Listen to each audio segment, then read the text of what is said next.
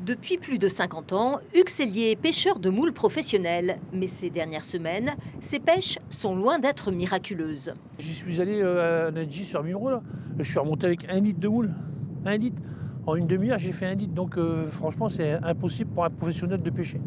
Impossible. Les gisements, ils sont vides. Il n'y a aucune moule de taille. Aucune. Des moules beaucoup trop petites pour être exploitables, une ressource jugée insuffisante. Sur les 20 gisements du littoral entre le Cap Griné au nord et Équien-Plage au sud, 16 sont actuellement fermés par arrêté préfectoral.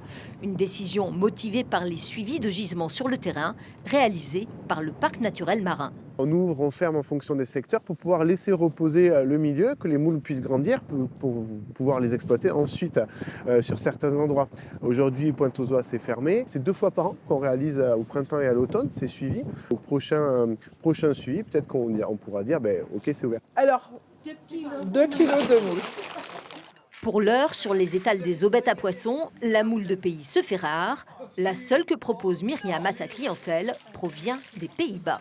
Pourquoi la moule de Pays-Bas? Parce que nous sommes qu'à 2 heures de route de chez nous. Au niveau CO2, on est bien mieux que si on prend une moule dans le bas de la France. Vous voyez, elles sont très très belles, bien pleines, bien oranges. C'est vraiment une moule de qualité. C'est une pêche durable et puis elle est assez savoureuse. Il faudra patienter au moins jusqu'à cet été pour espérer retourner à la pêche aux moules. Mais attention, pas plus de 5 kilos par personne pour la pêche de loisirs et des moules d'au moins 4 cm, condition nécessaire pour préserver l'or noir de la Côte d'Opale.